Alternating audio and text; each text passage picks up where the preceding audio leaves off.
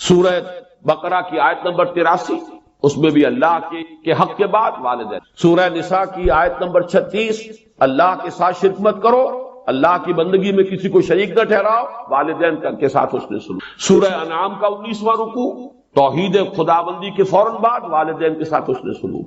اسی طرح یہاں اور ایک مقام تو اور ہے جو ہم اپنے منتخب نصاب میں پڑھ چکے ہیں، جہاں اس طرح بریکٹ کیا ہے اللہ نے انشکر لی ولے والد، کرو شکر میرا اور اپنے والدین. اس میں نوٹ کر لیجئے چونکہ ادائے حقوق کا فلسفہ ہے، جیسا کہ میں تمہیدی جو گفتگو ہے اس میں عرض کر چکا ہوں.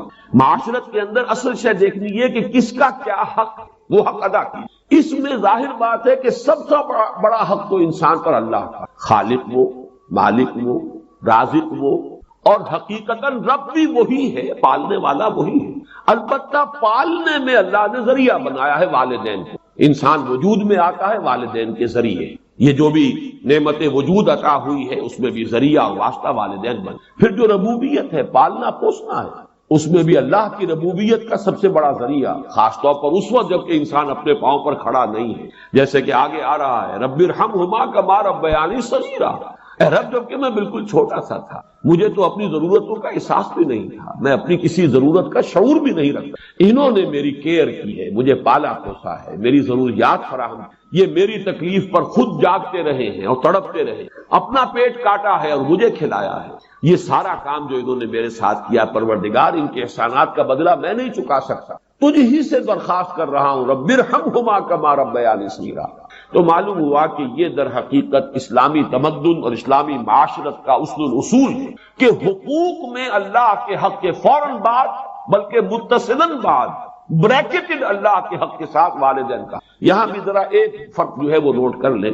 جہاں بات آئے گی اطاعت کی، اطاعت اللہ کے بعد رسول کی، والدین کی نہیں. والدین کی اطاعت تو مشروط ہوگی، لیکن اللہ کی اطاعت کے ساتھ بریکٹڈ اطاعت اطیعوا اللہ واطیعوا الرسول. سورہ تغابن میں بھی ہم پڑھ چکے فَإِن تَوَلَّيْتُمْ فَإِنَّمَا عَلَىٰ رَسُولِنَا الْبَلَاغُ الْمُبِينُ. اطاعت میں اللہ کے بعد فوراً اللہ کا رسول، محبت میں اللہ کے فوراً بعد اللہ کا رسول.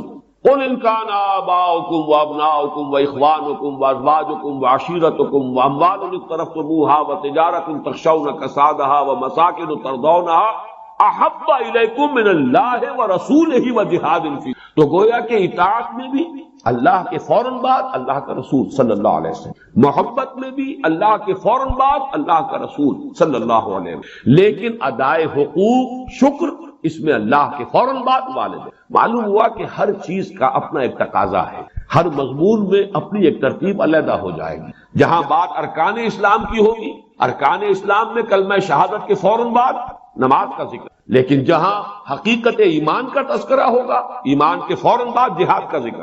ہر شے میں اپنے مضمون کے اعتبار سے ترتیب ہے وہ بدل جائے گی. تو یہاں نوٹ کیجئے وَقَضَىٰ رَبُّكَ أَلَّا تَعْبُدُوا إِلَّا إِيَّاهُ وَبِالْوَالِدَيْنِ إِحْسَانًا. اب یہاں خاص طور پر جو نوٹ کرنے کی بات ہے وہ یہ ہے کہ در حقیقت یہ بھی معاشرتی استحکام اور خاص طور پر خاندان کے ادارے کے استحکام کے لیے بہت بنیادی ہدایت. میں عرض کر چکا ہوں جب سورہ تحریم کے تمہیدی مضامین ہم بیان ہو رہے تھے، ان پر غور کر رہے تھے کہ خاندان کے ادارے کا استحکام، ایک تو مرد کی سربراہی، الرجال قوامون علی النساء، یہ ایک مثبت حکم ہے، مثبت ہدایت ہے، اس لیے کہ اگر برابر کے دو سربراہ ہو جائیں گے تو وہاں فساد ہوگا، بدنظمی. مرد کی قوامیت، اس کی سربراہی، اس کی حاکمی.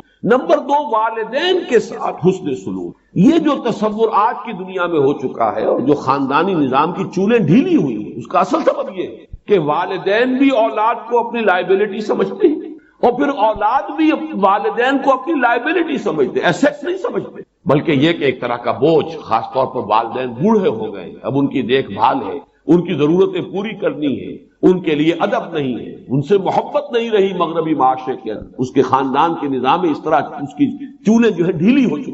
اولڈ ہاؤسز بنا دیجئے، اب وہاں پر ان کو ڈال دیجئے. اب ہمارے معمولات میں خام خواہ خلل پڑتا ہے، ہماری پرائیویسی میں خام خواہ یہ دخیل ہوتے ہیں. یہ جو کیفیت ہو چکی ہے در حقیقت یہ بھی گویا کہ اس معاشرے کے فساد اور اس تمدن کی جڑ کاٹ دے. لہذا قرآن مجید نے، جیسا کہ میں اس سے پہلے عرض کر چکا ہوں کہ جیسے یہ ہال ہے، اس کی لمبائی، چوڑائی، اونچائی، یہ 3 ڈائمنشنز ہیں. اسی طریقے سے خاندان کے ادارے کی پہلی ڈائمنشن رشتہ ازدواج ہے، ایک مرد اور ایک عورت کے مابین، یہاں سے تو خاندان کی بنیاد پڑی۔ اس کے استحکام کے لیے الرجال قوامون علی النساء، مرد جو ہے قوام ہے عورتوں۔ پھر جب ان کے ہاں اولاد ہوئی، اب سیکنڈ ڈائمنشن ایڈ ہو گئی، اب والدین اور اولاد کا رشتہ ہے، یہ رشتہ مستحکم ہو۔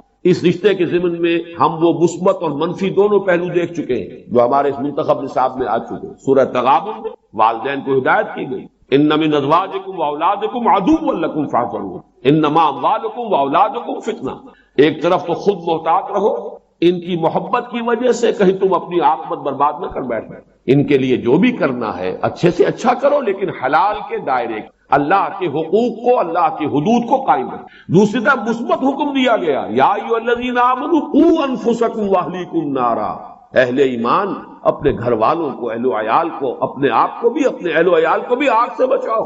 یہ تمہارا مثبت فرض ہے، یہ تمہاری مثبت ذمہ داری ہے، تمہیں یہ فرض ادا کرنا ہے کہ ان کو اچھی ان کی تربیت ہو، ان کو اللہ کی طرف، اللہ کے دین کی طرف ان کو رغبت دلا تاکہ ان کی عاقبت سنورے اور وہ آخرت میں جہنم کے عذاب سے بچے۔ اب یہاں جو ہے در حقیقت یہ دوسری ڈائمنشن آ رہی ہے کہ اگر والدین کا ادب، ان کا احترام معاشرے کے اندر یہ قدر موجود ہو تو پھر والدین بھی اپنے آپ کو پورے طور پر انویسٹ کر دیں گے اولاد کے۔ لیکن اگر عام طور پر یہ نظر آ رہا ہو کہ اولاد تو والدین کی پرواہ نہیں کرتی، تو والدین بھی پھر فکر کریں گے، اپنی کمائی میں سے کچھ بچا کر رکھیں، اپنے مستقبل کے لیے کچھ اہتمام کریں، وہ اپنے آپ کو پورے طور پر انویسٹ کرنے کے لیے تیار نہیں ہوں گے۔ اور جیسا کہ آج کل آپ مغرب میں دیکھ رہے ہیں، خاص عمر ہوئی ہے لڑکے کو بھی گھر سے نکال دیا، جاؤ کھاؤ پیو کماؤ، یہاں تک کہ لڑکیوں کو نکال دیتے، جاؤ اپنے پاؤں پر کھڑے ہو۔ اس لیے کہ اب ہمیں جو کچھ کمانا ہے وہ اپنے مستقبل کے لیے، اپنے بڑھاپے کے لیے، اپنا بڑھاپا انشور کرنا ہے، ہمیں اس کے لیے آسائشوں کا اہتمام کرنا ہے۔ ہم تمہیں اب اپنی لائبلٹی نہیں سمجھ۔ اللہ کا فضل و کرم ہے کہ ہمارے مشرقی معاشرے میں ابھی تک وہ اقدار موجود ہے کہ والدین بھی اپنے آپ کو بالکل لیا انویسٹ کرتے ہیں اولاد میں، اعتماد کرتے ہیں۔ اس لیے کہ اولاد بھی بالعموم یہ شکل ابھی ہمارے معاشرے میں موجود ہے کہ بڑھاپے والدین کا سہارا بنتے ہیں، ان کے لیے، ان کی خدمت کرنے کے لیے اپنی امکانی حد تک قبر بستہ رہتے۔ تو یہ بھی در حقیقت باہمی اعتماد، خاندانی کے ادارے کے استحکام کا ایک بہت بڑا ذریعہ، وہ بات ہے جو یہاں تفصیل سے آ رہی ہے۔ وَقَضَىٰ رَبُّكَ أَلَّا تَعْبُدُوا إِلَّا إِيَّاهُ وَبِالْوَالِدَيْنِ إِحْسَانًا، والدین کے ساتھ حسن سلوک۔ اور اس مقام پر، اس مضمون پر، یہ مقام ضربۂ سلام ہے قرآن میں، جتنی تاکید یہاں آئی ہے اور جتنے اسلوب کے ساتھ اس کو بیان کیا گیا ہے یہاں، واقعہ یہ ہے کہ یہ ضربۂ سلام چوٹی ہے قرآن مجید کی اس موضوع۔ اما یبلغن عندک الکبر احدہما او کلاہما، اگر پہنچ ہی جائیں تمہارے پاس کبر، بڑی عمر کو، بڑھاپے کو، احدہما ان دونوں میں سے کوئی ایک، او کلاہما یا وہ دونوں، فلا تقل لہما اف، تو انہیں اف تک مت کہو۔ یہ اف کیا شے ہے؟ اف عربی زبان میں کہتے ہیں قابل نفرت شے، جس سے گھن آتی، جیسے کہیں کوئی غلاظت ہے یا کہیں پر کوئی یہ ناخن تراشے گئے ہیں وہ کہیں پڑے ہوئے ہیں، ان سے جن سے انسان کو کچھ گھن سی آتی، یہ ہے لفظ۔ اس کا مادہ جو ہے حمزہ اور فا، اس کا مادہ یہ ہے۔ تو اف کہنا جو ہے در حقیقت کچھ نفرت کا، استحقار کا۔ فلا تقل لہما اف، تو انہیں اف تک مت کہو۔ قرآن مجید میں یہ لفظ آیا ہے، ایک تو یہ کہ حضرت ابراہیم علیہ السلام نے کہا تھا اف لکم وما تعبدون، بڑی نفرت اور حقارت کے ساتھ اپنی قوم سے خطاب کر کے کہا تھا تمہارے لیے اور تمہارے معبودوں کے لیے تف ہے، تم پر بھی اور تمہارے معبودوں پر بھی، یعنی یہ کہ میں ان سب سے بری ہوں اور میرا ان سے کوئی قسم کا کوئی تعلق۔ انی وجہت وجہی للذی فطر السماوات والارض حنیفا وما انا من، اور یہی لفظ ایک مرتبہ آیا ہے سورہ احقاف کی آیت نمبر 17 میں کہ جو ناخلف اولاد ہوتی ہے وہ اپنے والدین سے جس طریقے سے مخاطب ہوتی ہے، اف لکما اتعداننی، کیا آپ ڈھکوسنے کی باتیں کر رہے ہیں؟ کیا مجھے بتا رہے ہیں کہ میں جب مر جاؤں گا اور مٹی ہو کر مٹی میں مل جاؤں گا پھر مجھے اٹھا لیا جائے گا؟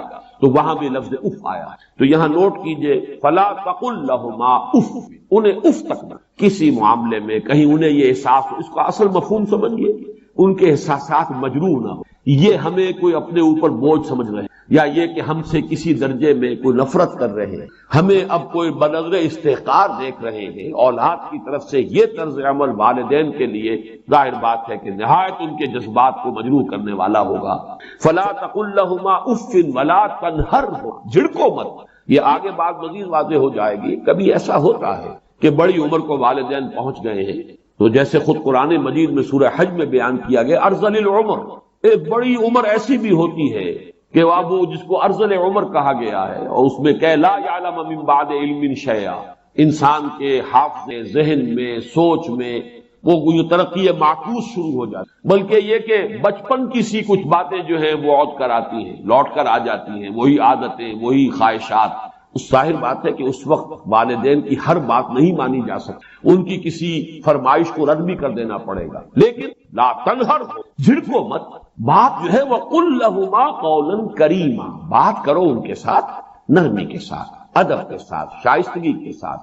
کسی فرمائش کو اگر رد بھی کر دیں تو جھڑکنے کے انداز میں، ڈانٹنے اور ڈپٹنے کے انداز میں، ولا تنہرہما وقل لہما قولا کریما، اور ان سے بات کیا کرو، گفتگو کرو، ان کے سے مخاطب تو بڑے ادب کے ساتھ، نرمی کے ساتھ، شائستگی کے ساتھ، تہذیب کے ساتھ، ان کے مقام اور مرتبے کو ملحوظ رکھتے۔ وَخْفِضْ لَهُمَا جَنَاحَ الذُّلِّ مِنَ الرَّحْمَةِ، دیکھیے یہاں کتنے مختلف اسلوبوں سے بات لائی جا رہی ہے، ایک ہی بات ہے لیکن تکرار کے ساتھ، اعادے کے ساتھ اس کو لایا جا رہا ہے تاکہ اور بات واضح ہو جائے۔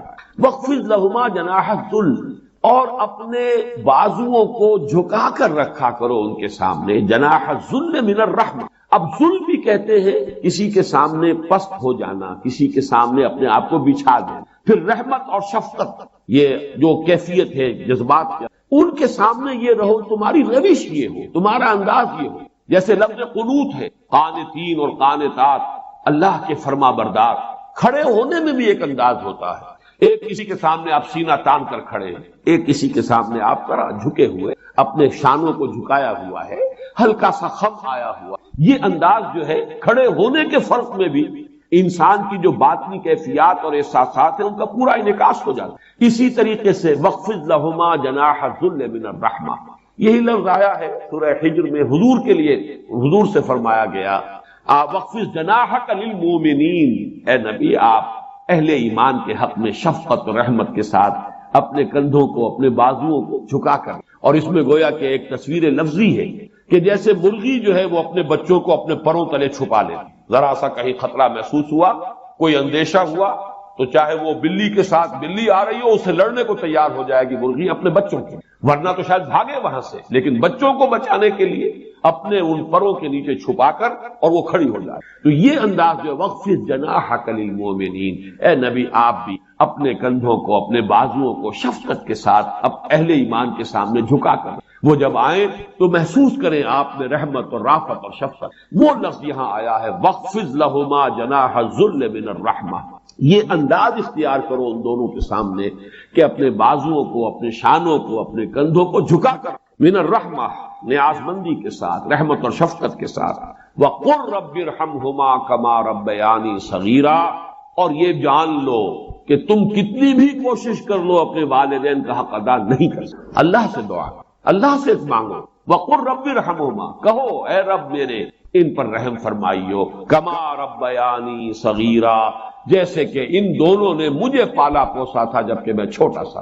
یہ میں کئی مرتبہ کر چکا ہوں، یہ تربیت جو ہے باب تفعیل سے، ربا یربی تربیتاً، اس میں اختلاف ہے کہ مادہ اس کا را با با ہے یا را با واو ہے، حرف علت جو ہے آخر میں، لیکن یہ کہ ایک رائے یہ بھی ہے کہ یہ دونوں ایک ہی مادے کی بدلی ہوئی شکلیں ہیں۔ اس بحث میں اس وقت میں تفصیل میں نہیں جانا چاہتا، مختلف مواقع پر یہ بات آ چکی ہے۔ یہاں نوٹ کر لیجئے، تربیت، پالنا، پوسنا، پروان چڑھانا، یہ لفظ ربیا یہ باب تفعیل ہے، ربا یربی تربیتاً کما ربیانی صغیرا، اے رب میرے جیسے انہوں نے مجھے پالا پوسا، میری تکلیف پر تڑپتے رہے، بیمار میں تھا جاگتے یہ رہے، اپنا پیٹ کاٹا مجھے کھلایا، اپنی آرام کی قربانی دی اور میرے لیے فکر مند رہے، لہذا اب ان کے احسانات کا بدلہ میں نہیں چکا سکتا، تجھ ہی سے درخواست ہے کہ تو ہی ان پر رحم۔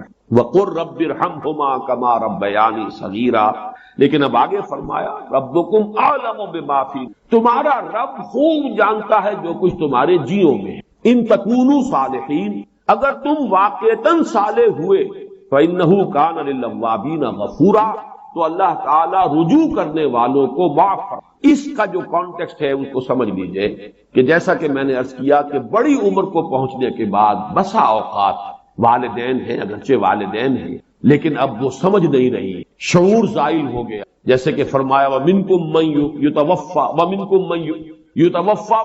مَنْ يُرَدُّ إِلَىٰ أَرْذَلِ الْعُمَرِ لِكَيْ لَا يَعْلَمَ مِنْ بَعْدِ عِلْمٍ شَيْئًا، تم میں سے وہ بھی ہوتے ہیں جو پہلے ہی ان کی وفات ہو جاتی ہے، 40 50 60 70 برس کی عمر میں انسان فوت ہو گیا، ابھی حواس قائم ہوتے ہیں۔ وَمِنْكُمْ مَنْ يُرَدُّ إِلَىٰ أَرْذَلِ الْعُمُرِ لِكَيْ لَا يَعْلَمَ مِنْ بَعْدِ عِلْمٍ شَيْئًا، اور تم میں سے وہ بھی ہوتے ہیں کہ جو اس ارذل عمر کو لوٹا دیے جاتے ہیں کہ سب کچھ جاننے کے بعد کچھ نہ جانے۔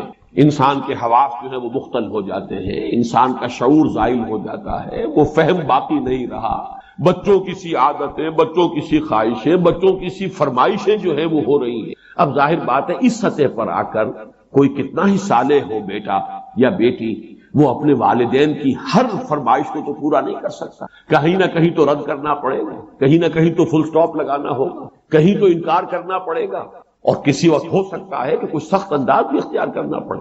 اگر فرض کیجئے کہ حواس بھی مختل ہو گئے ہو، اگر کہیں کسی کا ذہنی توازن ہی بگڑ گیا ہو تو کسی وقت سختی بھی کرنی پڑتی۔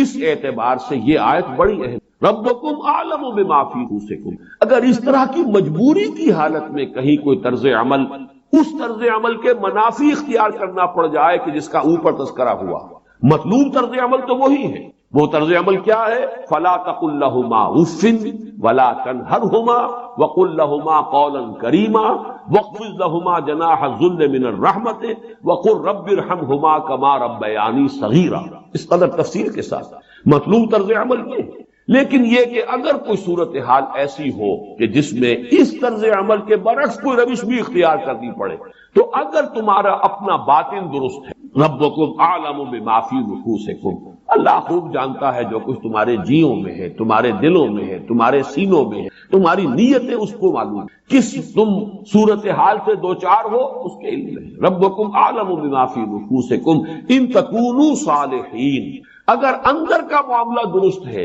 نیت تمہاری صحیح ہے، اندر سے تمہارا جو باطنی رویہ ہے وہ غلط نہیں ہوا ہے، اس میں ادب موجود ہے، احترام موجود ہے، والدین کے لیے محبت اور شفقت اور رحمت کے جو مطلوبہ جذبات ہیں موجود ہیں، لیکن مجبوراً کہیں کوئی طرز عمل اس کے منافی اختیار کرنا پڑ رہا ہے، فَإِنَّهُ كَانَ لِلْأَوَّابِينَ غَفُورًا، تو اللہ تعالیٰ جو ہے ایسے جو رجوع کرنے والے، یہ میں اس سے پہلے عرض کر چکا ہوں کئی مواقع پر، آبا یعوب اوبن تابا یتوب توبتن، یہ در حقیقت بہت ایک دوسرے کے قریب ہے۔ آبا یعوب سے اواب، یہ فعال کے وزن پر اس میں مبالغہ ہے، بہت رجوع کرنے والا۔ اور ظاہر بات ہے کہ جب کسی انسان کو اپنے والدین میں سے کسی کے ساتھ، بوڑھے والد یا بوڑھی والدہ کے ساتھ یہ رویہ اختیار کرنا پڑے گا تو اسے دکھ بھی پہنچے گا، خود افسوس بھی، رنج بھی ہوگا، اندر ہی اندر وہ جو ہے صدمہ محسوس کرے گا۔ تو فرمایا کہ اگر یہ کیفیت ہے تو اللہ معاف فرمانے والا ہے، اللہ تعالیٰ تمہاری باطنی کیفیات۔ کیٹیگوریکل میرا جواب ہے کہ قطعا نہیں، بلکہ یہ بدعت ہے، یعنی یہ بجائے آپ کو کوئی ثواب دلانے الٹا جو ہے آپ پر ہو جائے گی، ایسی کوئی چیز صحابہ سے ثابت۔ اور ہمارا دین وہی ہے، ما انا علیہ واصحابی، فرمایا جس میں میرا عمل ہے اور میرے صحابہ کا ہے، دین تو اصل۔ جہاں تک ایصال ثواب کا تعلق ہے، اس میں ہمارے ہاں ذرا کافی مختلف آراء ہیں۔ مجھے اس رائے سے اتفاق ہے کہ مالی اگر کوئی عبادت ہے اس کا ثواب آپ اپنے کسی فوت شدہ منتقل کر سکتے ہیں، مطلب آپ نے کسی بیوہ کی کو مدد، کسی یتیم کی کو مدد کی ہے، کسی دینی کام میں لگایا ہے، کوئی صدقہ جاریہ شروع کیا ہے، خدمت خلق کی وغیرہ وغیرہ، اس کی تو جو ہے اس کے ثواب کو کیا جا سکتا ہے کہ اللہ اس کا ثواب میرے والد میری والدہ کے ان کو پہنچا دیں۔ جسمانی نے آپ نماز پڑھ کے کہیں اس کا ثواب، یا روزہ رکھ کر اس کا ثواب، یا یہ کہ آپ قرآن پڑھ کر یہ آپ ہی کو ثواب ہوگا، آپ خود پڑھیں گے آپ کو ثواب ہوگا۔ البتہ ایسے تمام افعال کے بعد جب آپ اللہ سے دعا کریں گے، یہ نہیں کہیں گے کہ میرے اس فعل کا ثواب اے اللہ میرے والدین کی مغفرت فرما، تو یہ کوئی نیک کام کرنے کے بعد جو ہے اس دعا کی تاثیر وہ بڑھ جاتی ہے۔ بس اس پہلو میں انڈائریکٹلی اس کا ایک تعلق بن جائے گا، ورنہ یہ کہ وہ اس طریقے سے بچوں کو بلانا اور پڑھانا اور یہ جو ہے سوئے ان میں کرنا اور قرآن خوانی کی محفلیں، یہ سب بدعات ہیں اور یہ در حقیقت دین میں اضافے ہیں اور ان کی کوئی حقیقت۔ دیکھیے انسانی زندگی کے یہ 3 دور ہیں، حیات جو ہماری پیدائش سے ہو کر اور ہماری موت پر، پھر حیات برزخی موت سے لے کر قیامت کے دن تک، اور پھر حیات اخروی ہے قیامت میں ریزریکشن کے بعد سے جو ہے جو جنت یا دوزخ۔ اس میں ان دونوں زندگیوں کے بارے میں تفصیل سے کوئی بات کرنا بالکل غلط ہے اور اس سے فتنے پیدا ہو۔ ظاہر بات ہے کہ قبر، جسم تو قبر میں رہتا ہے، کوئی شک ہی نہیں، روح کہاں جائے؟ کیا وہ بھی قبر ہی میں رہتی ہے یا کہیں اور چلی جاتی ہے؟ قرآن مجید سجین اور اعلیٰ علیین موجود ہے، لیکن یہ تمام چیزیں متشابہات میں، یہ تمام چیزیں قرآن مجید سورہ آل عمران کے شروع میں بیان کیا گیا ہے کہ ہم نے یہ کتاب اتاری ہے، اس میں کچھ آیات محکمات ہیں، متشابہات ہیں۔ وہ متشابہات کا ایگزیکٹ مفہوم جاننا اس وقت ہمارے لیے یہ تو جب اس عالم میں ہم پہنچیں گے تو معلوم ہوگا کہ ہاں یہ بات تھی کہ جو قرآن مجید اس طور سے کہی گئی تھی۔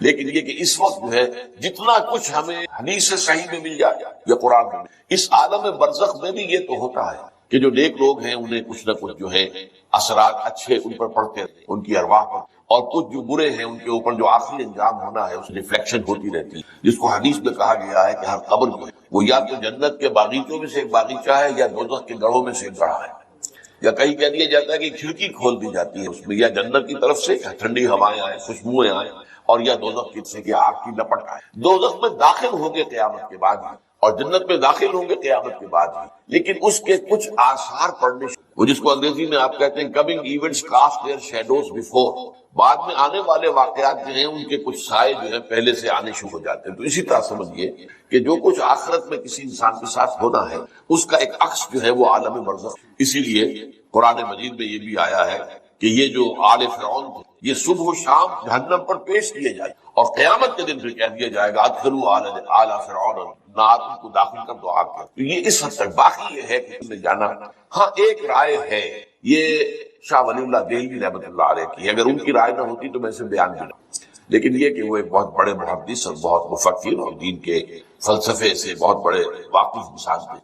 انہوں نے کہا کہ جو اولیاء اللہ ہوتے ہیں، اللہ کے نیک بندے، اللہ کے بندے، ان کے انتقال کے بعد ان کی روحوں کو بھی اللہ فرشتوں کے طبقہ اسفل میں شامل کر، یہ فرشتے ہیں نا اس وقت بھی موجود ہیں۔ ابھی شاید اگلے ہی جمعے میں وہ حدیث جو ہے اس کا بیان آئے گا کہ جب بھی کسی گھر میں، اللہ کے گھر میں کچھ لوگ اس لیے جمع ہو کہ اللہ کی کتاب پڑھیں اور سمجھیں اور سمجھائیں، تو ان کے اوپر فرشتے گھیرا ان کا ڈال دیتے اور ان پر اللہ کی طرف سے سکینت نازل ہے اور رحمت نازل ہے، اور اللہ ان کا ذکر کرتا ہے فرشتوں کے پاس، دیکھو میرے بندے، تم کہتے تھے یہ فساد مچائے گا، دیکھو یہ بھی تو ہے نا جو میرے کلام کو پڑھنے کے لیے جمع ہے۔ تو فرشتے ہیں موجود، ہم میں سے ہر ایک کے ساتھ 2 فرشتے موجود۔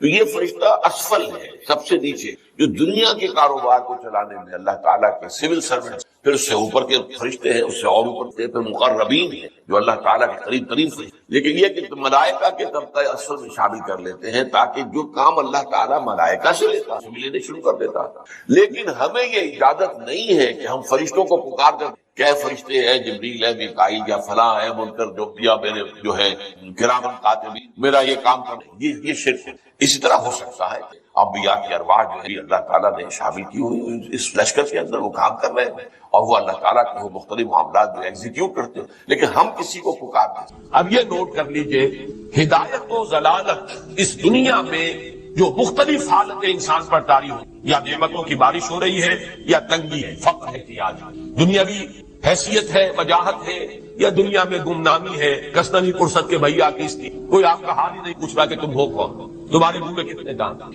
یا یہ کہ دنیا میں اقتدار کی کسی مسند پر انسان بیٹھا ہے، یا یہ کہ کوئی اس کے ہاتھ میں اختیار نہیں۔ یہ تمام جو حالات انسان پر طاری ہوتے ہیں، ان کے جواب میں جو طرز عمل فکری اعتبار سے اور عملاً انسان اختیار کرتا ہے، اس کے 4 درجے۔ پہلا درجہ ہے انتہائی گمراہی وَلَّا ضَلَالًا بَعِيدًا۔ وہ کیا ہے؟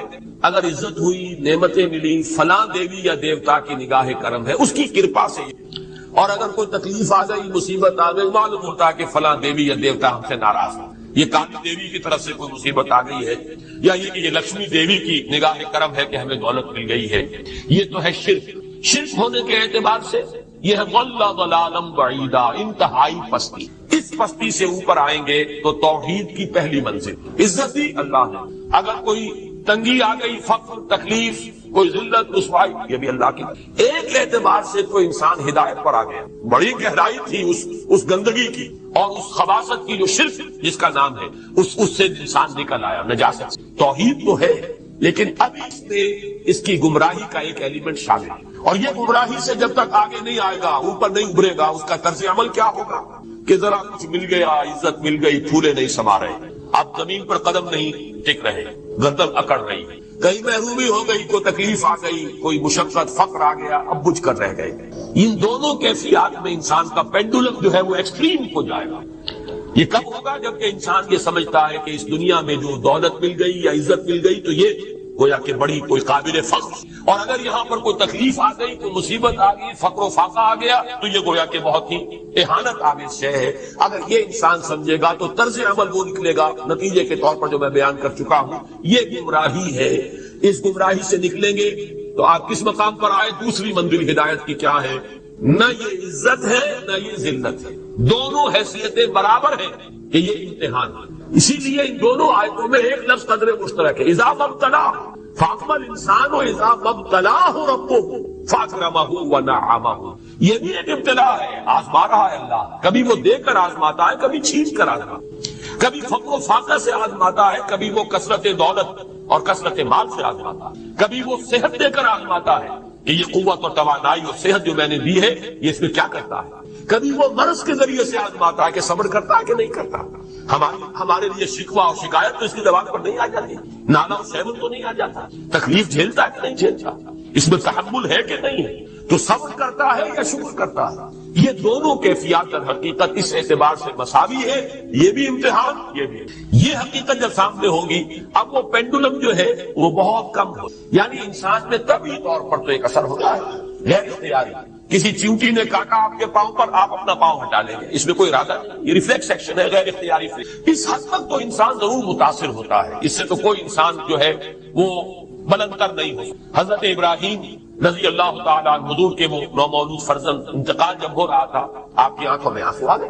اب یہ ایک طبعی اثر ہے، ایک فعل ہے، انفعالی کیفیت ہے جو بالکل طبعی ہے، لیکن یہ نہیں کہ اس کی وجہ سے انسان کی زبان پر کوئی شکوہ آ جائے، کوئی شکایت آ جائے، یہ نہیں ہوگا، یہ ایمان کے منافی ہے۔ اسی طریقے سے اگر کوئی خوشی ہوئی ہے تو چہرے کے اوپر ایک نکھار آ جائے گا، تبسم آ جائے گا، اس سے زائد نہیں۔ اس حد تک تو یوں سمجھیے کہ انسان کا طبعی تقاضا ہے۔ اس سے زیادہ یہ پینڈولم اگر سوئنگ کر رہا ہے تو گویا کہ اس حقیقت سے انسان محجوب ہے کہ یہ بھی امتحان ہے، یہ بھی، جو ہم سورہ حدید میں پڑھ چکے ہیں، ما اصاب من مصیبت فی الارض ولا فی انفسکم الا فی کتاب من قبل ان نبراها ان ذلک علی اللہ یسیر لکی لا تعصوا علی ما فاتکم ولا تفرحوا بما آتاکم۔ اللہ تمہیں کچھ دے تو اتراؤ مت، اللہ تم سے کچھ چھین لے تو اس کے اوپر افسوس مت۔ اس کا یہ نتیجہ ایمان کا نکلنا چاہیے۔ اگر تمہیں ایمان ہے اللہ پر، اگر تمہیں یقین ہے کہ جو کچھ ہوا ہے اللہ کے اذن کے بغیر نہیں ہوا، اگر تمہیں یقین ہے کہ اللہ نے جو میرے لیے طے کیا ہے اس میں میرے لیے خیر ہی ہے، چاہے فی الحال فی الوقت فوری طور پر مجھے ناگوار محسوس ہو رہی ہے بات، لیکن یقیناً میرے لیے اس میں خیر ہے میرے رب کی طرف سے کہ ہر کے ساتھ یہ ماریخ عین الطاف۔ ہم تو شارٹ سائٹڈ ہیں، ہم دیکھ نہیں سکتے کسی شے کو، ہم اس کے ظاہر کو دیکھ کر گھبرا اٹھتے ہیں کہ یہ تو تکلیف آ گئی، کیا پتا اسی کے پردے میں اللہ کی رحمت آ رہی ہے۔ میں نے وہ رئیس امروہی کے اشعار آپ کو کئی دفعہ سنائے ہیں، وہ وقت آیا کہ ہم کو قدرت ہماری سعی و عمل کا پھل دے، بتا رہی ہے یہ ظلمت شب کہ صبح نزدیک آ رہی ہے، ابھی ہے کچھ امتحان باقی، فلاکتوں کے نشان باقی، قدم نہ پیچھے ہٹے کہ قسمت ابھی ہمیں آزما رہی۔ رئیس اہل نظر سے کہہ دو کہ آزمائش سے جی نہ ہارے، جسے سمجھتے ہو آزمائش وہی تو بگڑی بنا رہی ہے، اسی آزمائش سے تو بگڑی بنے گی، اسی سے تو تمہارا خیر جو ہے اجاگر ہوگا، سامنے آئے گا، پتہ چلے گا who's who, what is what۔ ابو بکر میں کتنا یقین اور ایمان تھا، یہ کیسے معلوم ہوگا؟ کیسے معلوم ہوگا کہ بلال میں کتنا سہار، کتنا تحمل تھا، کتنا صبر تھا، اگر وہ مصیبت ان پر نہ آتی کہ جو امیہ ابن خلف کے ہاتھ میں ان پر قیامت ٹوٹ رہی تھی۔ تو یہ ساتھ جو ہے ما اصاب من مصیبت فی الارض ولا فی انفسکم الا فی کتاب من قبل ان نبراها ان ذلک علی اللہ یسیر لکی لا تعصوا علی ما فاتکم ولا تفرحوا بما آتاکم واللہ لا یحب کل مختال فخور۔ اگر اس حقیقت سے محجوب ہو جاؤ گے تو پھر اختیار اور فخر اور گھمنڈ پیدا ہو جائے گا تمہارے اندر، یا دوسری طرف مایوسی، کمر ہمت ٹوٹ کر رہ جائے گا، خودکشی کرنے کو انسان آمادہ ہو جاتا ہے، ذرا کوئی ناکامی دنیا میں آ گئی، کوئی تکلیف آ گئی۔ یہ ہے در حقیقت تیسری منزل ہدایت کی دوسری۔ پہلا کیا تھا؟ لحاظ ضل ضلالا بعیدا، کوئی خیر مل گیا تو کسی دیوی کی نگاہ کرم، کوئی تکلیف آ گئی تو کسی دیوتا کی ناراضگی، یہ تو ہے ضل ضلالا بعیدا۔ اس سے اوپر آئے، یہ پہلی سیڑھی ہدایت کی۔ عزت ہے تو اللہ کی طرف سے، اور اگر کوئی ذلت ہے، تنگی ہے تو اللہ کی طرف۔ یہ ہدایت کا آغاز ہو گیا، یہ توحید کی بنیادی منزل۔ اس سے اگلی منزل، یہاں کی ذلت نہیں، یہاں کی عزت ہے۔ ذالک یوم التغابن، ہار اور جیت کے فیصلے کا دن تو قیامت کا دن ہے۔ وہاں معلوم ہوگا جس کو اس روز عزت ملی وہ عزت والا ہے، جو اس روز ذلیل ہو گیا وہ ذلت والا ہے۔ یہ تو امتحان ہے، دارالامتحان ہے۔ خلق الموت والحیات لیبلوکم ایکم احسن عملا، یہ تو دارالامتحان ہے۔ امتحان ہونے کے ناطے دونوں برابر ہیں۔ اس سے اوپر ہے چوتھی منزل، ہدایت کی تیسری منزل۔ وہ کیا ہے؟ عام طور پر انسان یہ سمجھتا ہے کہ یہ جو آزمائش ہے تنگی کی اور فقر و فاقہ کی، یہ سخت تر آزمائش ہے، اور نعمتوں کی بارش ہو تو یہ آسان آزمائش ہے۔ یہ بھی ابھی گمراہی کا ایک پرت جو ہے اس کی باقی ہے۔ ابھی ہدایت کا جو کامل جو ہوگا انکشاف، وہ کب ہوگا؟ جب انسان اس حقیقت کو جان دے کہ جہاں وسعت ہو، جہاں کثرت ہو، وہ زیادہ بڑا امتحان ہے، سخت امتحان ہے، بجائے اس کے کہ اگر قلت ہے، کمی ہے، یہ کم تر امتحان ہے، یہ کم بھاری امتحان ہے۔ کیوں کہ اگر آپ کے پاس کثرت ہے، آپ کے اندر غفلت پیدا ہو جائے، کثرت کا لازمی نتیجہ غفلت ہے۔ اور الحمدللہ وکفا والصلاة والسلام علی عباده الذین اصطفى، خصوصاً علی افضلہم وخاتم النبیین محمد الامین وعلی آلہ وصحبہ اجمعین۔ اما بعد فقد قال اللہ تبارک وتعالی کما ورد فی سورۃ الاعراف، اعوذ باللہ من الشیطان الرجیم، بسم اللہ الرحمن الرحیم، فالذین آمنوا وعزروه ونصروه واتبعوا النور الذي انزل معه اولئك هم المفلحون۔ وقال عز وجل كما ورد في سورة آل عمران، قل إن كنتم تحبون الله فاتبعوني يحببكم الله ويغفر لكم ذنوبكم والله غفور، قل اطيعوا الله والرسول فإن تولوا فإن الله لا يحب الكافرين۔ وقال عز وجل كما ورد في سورة التوبة، قل إن كان آباؤكم وأبناؤكم وإخوانكم وأزواجكم وعشيرتكم وأموال اقترفتموها وتجارة تخشون كسادها ومساكن ترضونها أحب إليكم من الله ورسوله وجهاد في سبيله فتربصوا حتى يأتي الله بأمره والله لا يهدي القوم الفاسقين۔ صدق الله العظيم۔ وقال النبي صلى الله عليه وسلم، لا يؤمن أحدكم حتى يكون هواه طبعا لما جئت به۔ وقال صلى الله عليه وسلم، لا يؤمن أحدكم حتى أكون أحب إليه من والده وولده والناس أجمعين، أو كما قال صلى الله عليه وسلم۔ رب اشرح لي صدري ويسر لي أمري واحلل عقدة من لساني يفقهوا قولي۔ اللهم ربنا الهمنا رشدنا واعذنا من شرور انفسنا، اللهم ارنا الحق حقا وارزقنا اتباعه وارنا الباطل باطلا وارزقنا اجتنابه، اللهم ربنا نور قلوبنا بالایمان واشرح صدورنا للاسلام ووفقنا لما تحب وترضى، اللهم ارزقنا حبك وحب حبيبك وحب من يحبك، آمین یا رب العالمین۔ معزز حاضرین اور محترم خواتین، السلام علیکم ورحمۃ اللہ وبرکاتہ۔ میری آج کی کا موضوع ہے حب رسول کے تقاضے۔ ظاہر بات ہے کہ کوئی مسلمان ایسا نہیں ہوگا کہ جو مدعی نہ ہو کہ اسے حضور سے انتہائی محبت، بلکہ جو عوام ہے مسلمان، وہ چاہے بے عمل ہو لیکن ان میں جو حمیت اور غیرت رسول کے لیے ہے صلی اللہ علیہ وسلم، کہ ان کی حرمت پر کٹ بھرنے کے لیے تیار رہے، تو اس سے میں سمجھتا ہوں کہ کوئی شخص بھی محروم نہیں۔ لیکن اس حب رسول کے تقاضے کیا ہیں، ان کو سمجھنے کی کہیں ایسا نہ ہو کہ ہم تو اپنے تئیں یہ سمجھتے رہے کہ ہم بہت عاشق رسول ہیں، محب رسول ہیں، لیکن آخرت میں جا کر قیامت کے دن ہم پر راز کھلے کہ نہیں، اللہ کو یہ شے قبول نہیں ہے، تمہارا دعویٰ رد۔ اس ضمن میں سب سے پہلے آپ کے سامنے ایک فارمولہ رکھنا۔ دیکھیے اسلام کا تقاضا کیا ہے اللہ کی اطاعت کرو اور اللہ کے رسول کی، یہ بنیاد ہے۔ حاکم مطلق اللہ ہے، شارع حقیقی اللہ ہے، اور اس کے نمائندے کی حیثیت اس کے رسول کو حاصل ہے صلی اللہ علیہ وسلم۔ اطیعوا اللہ واطیعوا، اس سے جو انحراف کرے گا، میں نے ابھی آپ کے سامنے سورہ آل عمران کی 2 آیتیں پڑھی ہیں، قُلْ إِن كُنتُمْ تُحِبُّونَ اللَّهَ فَاتَّبِعُونِي يُحْبِبْكُمُ اللَّهُ، اے نبی ان سے کہہ دیجئے اگر تم اللہ سے محبت کرتے ہو تو میرا اتباع کرو، میری پیروی کرو، اللہ تم سے محبت کرے گا، وَيَغْفِرْ لَكُمْ ذُنُوبَكُمْ، اور تمہاری خطائیں بھی بخش دے، وَاللَّهُ غَفُورٌ رَحِيمٌ، اور اللہ تو غفور بھی ہے رحیم بھی۔ قُلْ اطیعوا اللہ ورسولہ، کہہ دو اطاعت کرو اللہ کی اور اللہ کے رسول، فَإِن تَوَلَّوْا، پھر اگر وہ اس سے روگردانی کریں، فَإِنَّ اللَّهَ لَا يُحِبُّ الْكَافِرِينَ، تو اللہ کو ایسے کافر پسند، یعنی اطاعت رسول سے انکار، اللہ کی اطاعت سے انکار، گویا کہ انسان دائرہ اسلام سے خارج ہو۔ کبھی کوئی خطا ہو جائے، غلطی ہو جائے، گناہ کا صدور ہو جائے، اور انسان فوراً توبہ کر لے، فوراً رجوع کرے، پشیمانی اسے ہو جائے، عزم مصمم کر لے دوبارہ میں نہیں کروں گا، تو اللہ بخش دے۔ انما التوبۃ علی اللہ للذین یعملون السوء بجہالۃ ثم یتوبون من قریب، سورہ نساء میں فرمایا اللہ کے ذمے ہے ان لوگوں کی توبہ قبول کر۔ انما التوبۃ علی اللہ، اللہ کے ذمے ہے، جو کہیں غلطی سے، جہالت میں، نادانی میں، جذبات سے مغلوب ہو کر کوئی غلط کام کر بیٹھتے ہیں، لیکن فوراً توبہ کے اللہ کی جناب میں رجوع کر، فوری توبہ اگر ہو جائے تو فوراً اللہ تعالیٰ کی مغفرت جو ہے ڈھانپ لے۔ لیکن اگر مستقل طور پر کسی ایک معصیت پر بھی ڈیرا ڈال دیا جائے، مثلا آج کی دنیا میں جو بہت کامن سے سود، جسے اللہ نے حرام قرار دیا، جس پر اللہ کی طرف سے اعلان جنگ ہے،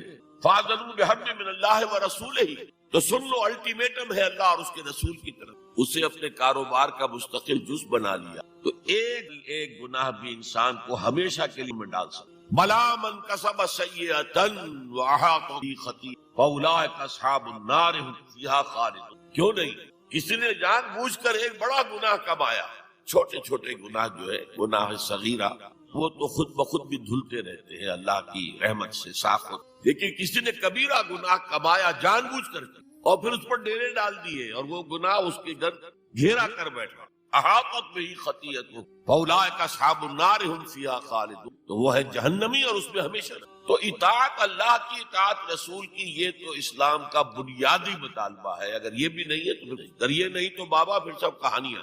اب ذرا اس سے قدم اوپر اٹھو، اطاعت کے ساتھ محبت، جب اللہ کی اطاعت کے ساتھ اللہ کی محبت جمع ہو جائے گی تو اس کا نام ہے عبادت۔ امام ابن تیمیہ رحمۃ اللہ علیہ کے جو شاگرد رشید ہیں، حافظ ابن قیم رحمۃ اللہ علیہ، انہوں نے عبادت کی ڈیفینیشن کی ہے۔ عبادت کیا ہے؟ العبادت تجمع اصلین، 2 بنیادی چیزوں کو جمع کرنے سے عبادت مجھ میں آتی ہے، غایت الحب وغایت الذل والخضوع، حق درجے کی اللہ کی محبت اور حق درجے میں اللہ کے سامنے گویا کہ پست ہو جانا، جھک جانا، بچھ جانا، انتہائی اطاعت، انتہائی محبت۔ انتہائی میں کیوں کہہ رہا ہوں؟ سورہ بقرہ کے 20ویں رکوع کی پہلی آیت، والذین آمنوا اشد حبا، اور جو لوگ صاحب ایمان ہوتے ہیں وہ شدید ترین ہوتے ہیں اللہ کی محبت۔ بعد میں یہ تو مثبت انداز ہے، منفی انداز میں جو آیت آئی ہے وہ بہت سخت وعید والی ہے، وہ میں بعد میں آپ کو تلاوت میں نے کی ہے۔ فارمولہ یہ ہے، اللہ کی اطاعت جمع شدید محبت برابر ہے عبادت، اور یہ عبادت جو ہے ہمارا مقصد تخلیق قرار دیا گیا۔ سورہ زاریات کی یہ آیت آپ میں سے حضرات کے علم میں ہوگی، وَمَا خَلَقْتُ الْجِنَّ وَالْإِنسَ إِلَّا لِيَعْبُدُونَ، میں نے جنوں اور انسانوں کو نہیں پیدا کیا مگر صرف اپنی، یہ ہمارا مقصد تخلیق۔ اس میں سے اطاعت والے حصے کا کی صحیح ترجمانی کی شیخ سعدی رحمۃ اللہ علیہ، زندگی آمد برائے بند، زندگی تو آئی ہے اطاعت کے لیے، بندگی کے لیے، غلامی کے لیے، عبدیت کے لیے۔ زندگی آمد برائے بندگی، زندگی بے بندگی شرمندگی، اگر اللہ کی بندگی ہی نہیں ہے تو سراسر شرمندگی ہے یہ۔ تو اللہ تعالیٰ کی عبادت جس کے لیے ہمیں پیدا کیا گیا، اسی کی دعوت تمام رسول، یا قوم اعبدوا اللہ ما لکم من الہ غیرہ، اے میری قوم کے لوگوں اللہ کی عبادت کرو، تمہارا کوئی معبود اس کے سوا نہیں۔ حضرت نوح کی دعوت بھی یہی تھی، حضرت ہود کی بھی یہی تھی، حضرت صالح کی بھی یہی تھی، حضرت شعیب کی۔ بس فرق کیا ہے کہ پہلے رسول آتے تھے اپنی اپنی قوموں کی، لہذا آپ کو ان رسولوں کے ضمن میں ملے گا یا قوم اعبدوا اللہ ما لکم من الہ غیرہ، اے میری قوم کے لوگوں، اللہ کی عبادت کرو، اللہ کی بندگی کرو، اللہ کی پرستش کرو، اسی کو اپنا محبوب اصلی بناؤ اور اس کے ہر حکم کی اطاعت کرو۔ یا قوم اعبدوا اللہ ما لکم من الہ غیرہ۔ نبی اکرم صلی اللہ علیہ وسلم پر آ کر کیونکہ آپ کی بعثت ہے پوری نوع انسانی کی، تو اب یا قوم کا لفظ نہیں رہا، یا ایھا الناس، اے لوگو، اے بنی نوع انسان، یا ایھا الناس اعبدوا ربکم الذی خلقکم والذین من قبلکم لعلکم تتقون۔ اے لوگو، عبادت کرو، بندگی کرو، پرستش کرو اپنے اس رب کی جس نے تمہیں بھی پیدا کیا اور جو تم سے پہلے تھے ان کو بھی تاکہ تم بچ سکو۔ یہ کیوں کہا دوہرا کر تم سے پہلوں کو بھی پیدا کیا؟ اس لیے کہ اکثر و بیشتر گمراہ لوگ مشرکین کیا کہتے تھے اپنے رسولوں سے کہ ہم تو بس جی اپنے آباء و اجداد کے چلیں گے، ما وجدنا علیہ آباءنا، جس طریقے پر، جس طرز عمل پر ہم نے اپنے آباء و اجداد کو پایا ہے ہم نے اسی پر چلے۔ تو واضح کر دیا تم بھی مخلوق ہو، وہ بھی مخلوق، تم بھی انسان ہو، وہ بھی انسان، تم سے بھی غلطی ہو سکتی ہے، ان سے بھی ہو سکتی ہے۔ لہذا یہ اصول نہیں ہے کہ جو بھی آباء و اجداد کی ریتیں ہیں، رسمیں ہیں، طریقے ہیں اور جو ان کے عقیدے ہیں انہی کو آپ لے کر چلیں، بلکہ آپ کی تلاش کریں صحیح عقیدہ کیا ہے، صحیح زندگی گزارنے کا طریقہ کیا ہے، اس کو اختیار کریں۔ یا ایھا الناس اعبدوا ربکم الذی خلقکم والذین من قبلکم لعلکم تتقون، تاکہ تم بچ جاؤ جہنم کی آگ سے۔ یہ جو میں نے بتایا کہ اطاعت کلی، ہمہ تن، ہمہ وقت، ہمہ وجوہ، جزوی اطاعت نہیں، بس یہ ذرا نوٹ آف کوشن ہے۔ اگر ہم اللہ کا ایک حکم مانیں گے ایک نہیں مانیں گے، یہ جزوی اطاعت ہے، یہ اللہ کو قبول نہیں ہے۔ اللہ کی طرف سے تو یوں سمجھیے کہ پیکج ڈیل ہے، ٹیک اٹ اور لیو اٹ، لینا ہے تو پورا لو ورنہ دفع ہو۔ اللہ کو تمہاری ضرورت نہیں ہے، تمہیں اللہ کی۔ یا ایھا الذین آمنوا ادخلوا فی السلم کافہ، اے ایمان والو اسلام میں داخل ہونا تو پورے کے ادھورے نہیں۔ اور سورہ بقرہ کی آیت نمبر 85 کے اندر تو جو وعید آئی، افتؤمنون ببعض الکتاب وتکفرون ببعض، کیا تم ہماری کتاب، ہماری شریعت کے کچھ حصے کو مانتے ہو اور کچھ کو رد کرتے ہو؟ فما جزاء من یفعل ذلک منکم، تو جو کوئی بھی تم میں سے یہ روش اختیار کریں گے ان کی کوئی سزا اس کے سوا نہیں ہے، کان کھول کر ان کی کوئی سزا اس کے سوا نہیں ہے کہ دنیا میں ذلیل و خوار کر دیے جائیں اور قیامت کے دن یردون الی اشد العذاب، شدید ترین عذاب۔ وما اللہ بغافل عما تعملون، اللہ غافل نہیں ہے، بے خبر نہیں ہے، لا علم نہیں ہے اس سے کہ جو تم کر۔ تم اپنی داڑھیوں کے طول سے اللہ کو دھوکہ نہیں دے، تم اپنے پاجاموں کو ٹخنوں سے اوپر رکھے اللہ کو دھوکہ نہیں دے سکتے کہ تم بہت متبع رسول، تم اپنے عمروں اور حجوں سے اللہ کو دھوکہ نہیں دے سکتے، اللہ کو معلوم ہے کہ حرام کی کمائی سے عمرہ کیا۔ تو یہ جو جزوی اطاعت ہے کوئی اطاعت اللہ کو قبول نہیں۔ آدمی سوچتا ہے کہ چلیے میں نے یہ کام اچھے کیے، یہ برے کیے، مجھے اچھے کاموں کا کچھ کریڈٹ بھی تو ملنا چاہیے نا، لیکن نہیں، اللہ کہتا ہے جزوی اطاعت منہ پر دے ماری۔ اور جو دنیا کی سزا ہے وہ تو ہم اپنی آنکھوں سے دیکھ رہے ہیں، 130، 140 یا 150 کروڑ، ذرا اندازہ کی۔ لیکن ہماری رائے کی کوئی اہمیت ہے؟ بین الاقوامی معاملات میں کوئی ہم سے مشورہ لیتا ہے کہ آپ کا کیا خیال ہے؟ کس نمی پرست کے بھیا کی، ایسے بھی ملک تھے کہنا چاہیے، اب تو ان کا حال پتلا ہے، دولت کے انبار تھے ان کے پاس، لیکن ان کا مذاق ہوتا تھا مغربی ممالک، وہ چاہے سعودی بادشاہ ہو اور چاہے وہ UAE کے امیر ہو، مذاق کوئی حیثیت۔ حالانکہ کتنا بڑا رقبہ ہے انڈونیشیا کے آخری جزیروں سے لے کر موریتانیا تک، سالڈ اسلامی مسلمان آباد۔ آپ کہیں گے کہ یہ بھارت جو ہے اس میں تو اکثریت تو نہیں ہے، لیکن 15 کروڑ یا 18 کروڑ تو آدمی یہاں موجود ہیں، لیکن کوئی عزت، کوئی حیثیت دنیا بھی بین الاقوامی سے۔ بہرحال یہاں بھی ہیں لوگ، کھاتے پیتے لوگ ہیں، ان کی اپنی عزت ہے اپنے معاشرے کے اندر، لیکن بحیثیت امت، بحیثیت قوم کیا حیثیت؟ تو الا خزی فی الحیات دنیا، وہ تو ہماری نگاہوں کے سامنے موجود ہے۔ اب قیامت کے دن کے بارے میں جو دھمکی اللہ نے دی ہے، وَيَوْمَ الْقِيَامَةِ يُرَدُّونَ إِلَىٰ أَشَدِّ الْعَذَابِ، قیامت کے دن شدید ترین عذاب میں جھونک دوں گا۔ اس پر اللہ سے معافی طلب کی جا سکے، دعا ہی کی اللہ ہم پر رحم کرو۔ یہ میں نے آپ کے سامنے رکھا ہے فارمولہ، اللہ کی اطاعت جمع اللہ کی محبت، دے گو ٹو میک عبادت۔ یہی دو الفاظ آتے ہیں اللہ کے رسول کے لیے بھی صلی اللہ علیہ وسلم۔ اللہ کے رسول کی اطاعت یہ تو اسلام کا بنیادی تقاضا ہے، اطیعوا اللہ واطیعوا الرسول فإن تولوا فإن اللہ لا يحب الکافرین۔ اطاعت کرو اللہ کی، اطاعت کرو رسول، پھر اگر یہ منہ موڑ لے تو اللہ کو ایسے کافر، بالکل کفر کا فتویٰ ہوگا۔ لیکن اللہ کے رسول کی اطاعت کے ساتھ محبت کو جمع کی. میں نے ابھی آپ کو حدیث میں فرمایا لا یؤمن احدکم حتی اکون احب الیہ من والدہ وولدہ والناس اجمعین.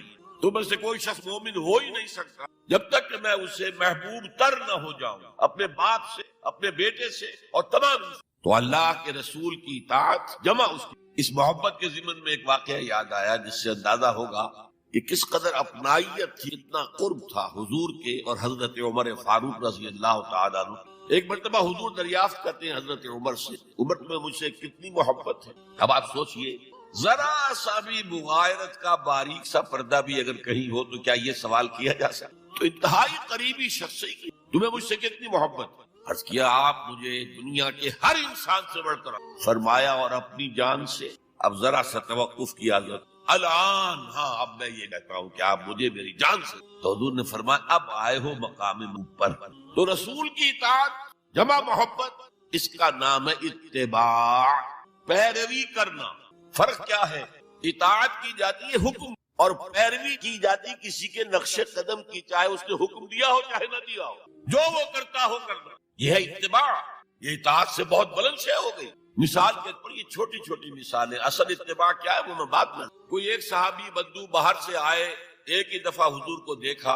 حضور اس وقت اس حالت میں تھے کہ آپ کے بٹن جو ہے کھلے ہوئے تھے غریب. انہوں نے پھر ساری عمر اپنے غریبان کے بٹن. میں نے اللہ کے رسول سال میں دیکھا ہے، میں تو کی پیروی کروں گا. حضور نے کوئی حکم تو نہیں دیا. تو یہ جو محبت، شدید محبت کے تحت جو بات آئے گی اس کا نام اتباع. اور اس اتباع کا مقام کیا ہے وہ آیت میں سنا چکا ہوں آپ کو. قل ان کنتم تحبون اللہ فاتبعونی یحببکم اللہ. اے نبی ان سے کہہ دیجئے اگر تم اللہ سے محبت کرتے ہو تو میرا اتباع کرو، میرے نقش قدم پر چلو، میری پیروی کرو. اللہ تم سے محبت کرے گا، تم اللہ کے محب نہیں محبوب بن جاؤ. اور اگر کہیں کوئی لغزش ہو گئی، کوئی خطا ہو گئی، کہیں جذبات کی رو میں بہ کر کوئی گناہ کر بیٹھے تو اللہ معاف فرما دے گا. اللہ بڑا غفور ہے، اللہ بڑا رحیم. مطلب یہ کہ راستہ تم نے یہ طے کر لیا کہ چلنا مجھے محمد کے پیچھے ہے صلی اللہ علیہ وسلم. اب چلتے چلتے کبھی پاؤں پھسل گیا، کہیں گر گئے، کوئی بات نہیں، اٹھو فوراً توبہ کرو اور آگے بڑھو. تو خطا اگر ہو بھی جائے گی، کہیں لغزش ہو جائے، کہیں چلتے چلتے پاؤں پھسل جائے کیچڑ میں، یا کوئی کیلے کا چھلکا آ گیا پاؤں تلے گر گئے، کوئی حرج نہیں، اٹھو دوبارہ. لیکن نقش قدم جو ہے محمد کا صلی اللہ علیہ وسلم، یہ اس اتباع کا ذکر آیا ہے سورہ اعراف کی ان آیات میں. آپ کو معلوم ہے کہ حضرت موسیٰ علیہ السلام کو جب تورات پر طلب کیا گیا کوہ طور پر تورات دینے کے لیے، تو پہلے 30 دن کے لیے بلایا تھا، پھر 10 دن کا اور اضافہ کر دیا گیا، 40 دن. فتمت میقات ربک 40 لیلہ. اس اثنا میں پیچھے فتنے میں مبتلا ہو گئے بنی اسرائیل. سامری اس نے ایک ڈھونگ رچایا اور ایک بچڑا جو ہے وہ سونے چاندی کا بنایا ہوا بچڑا ڈھال کر کھڑا کر دیا. اس میں سے کوئی تھوڑی سی آواز بھی نکلتی تھی، کوئی ایسی ہے کہ ہوا گزرتی تھی تو آواز سے آتی. کہا یہ ہے تمہارا الہ. یہ تو موسیٰ تو بھول گیا کہاں گیا ہے، کوہ طور کے اوپر کس خدا سے ملنے گیا ہے، خدا تو یہ ہے. اور بنی اسرائیل کے بہت سے لوگ اس فریب میں آ گئے اور بچڑے کی پوجا کر. اب جب حضرت موسیٰ آئے، اور آپ کو معلوم ہے حضرت موسیٰ کا مزاج جلالی تھا، وہ پتھر کی تختیاں لے کر آئے تھے کہ جن پر کوہ طور پر اللہ تعالیٰ نے اپنے احکام عشرہ جو ہے 10 کمانڈمنٹس مشہور، وہ کندہ کر کے آپ کو دیے تھے، وہ ہاتھ میں لے کر آئے. یہاں معلوم ہوا یہ صورت پیش آتی. فالقل الواح، تختیاں تو آپ نے زمین میں ڈالی، اور پھر جو احتساب کیا ہے پہلے تو اپنے بھائی حضرت ہارون کا، ان کی داڑھی کے بال پکڑے، ان کے سر کے بال پکڑے اور کھینچا.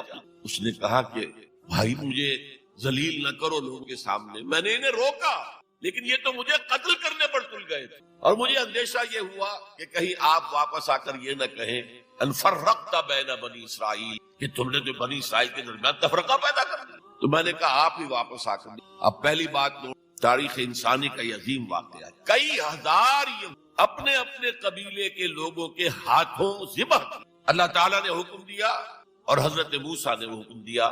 اللہ کا حکم موسیٰ نے پہنچایا کہ 12 قبیلے میں ہر قبیلے کے جن لوگوں نے یہ حرکت کی ہے ان کو اسی قبیلے کے لوگ اپنے ہاتھ سے. اب یہ بہت بڑی توبہ تھی، بہت بڑی توبہ تھی، بہت بڑی توبہ تھی، اپنے قبیلے کے لوگوں کو قتل کر دینا. پھر وہ 70 نمائندے لے کر تمام جو بڑے لوگ تھے کوہ طور پر حاضر، اجتماعی طور پر اللہ سے عفو درگزر کی درخواست دی. وہاں اللہ نے زبردست زلزلہ بھیج دیا.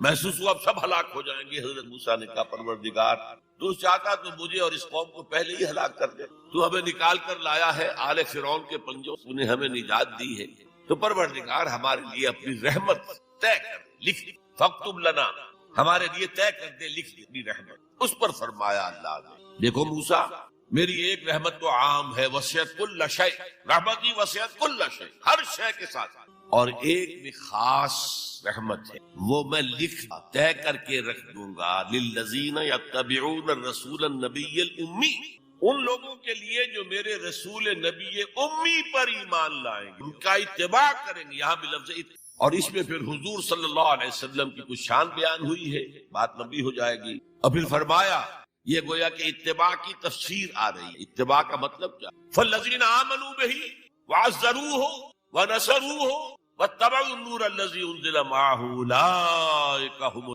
تو جو لوگ ان پر ایمان لائیں گے اور جو ان کی تعظیم کریں اور جو ان کی نصرت کریں گے، مدد کریں گے، اور جو نور کی پیروی کریں گے جو ان کے ساتھ نازل کیا جائے گا، تو وہی ہوں گے مفلحون، وہ ہوں گے کامیاب ہونے والے، فلاح یافتہ لوگ وہ ہوں گے جو یہ چار رشتے ہمارے اس رسول نبی امی کے ساتھ پختگی کے ساتھ قائم کریں۔ یہ چار رشتے کیا ہیں؟ اتباع رسول کا تقاضا اول تو ان چار الفاظ کے حوالے سے، پھر ذرا ایک دوسرے انداز میں بھی بیان کریں۔ فالذین آمنوا بہ، پہلا قدم ایمان، لیکن ایمان کے سمجھ لیجئے اچھی طرح دو درجے ہیں۔ آپ میں سے بہت سے حضرات کو مجھے توقع ہے ایمان مجمل، ایمان مفصل یاد ہو۔ ایمان مجمل کیا ہے؟ آمنت باللہ کما ہوا باسمائہ و صفاتہ و قبلت جمیع احکامہ اقرار باللسان و تصدیق بالقلب۔ پہلا درجہ ہے اقرار باللسان، اشہد ان لا الہ الا اللہ و اشہد ان محمد رسول اللہ۔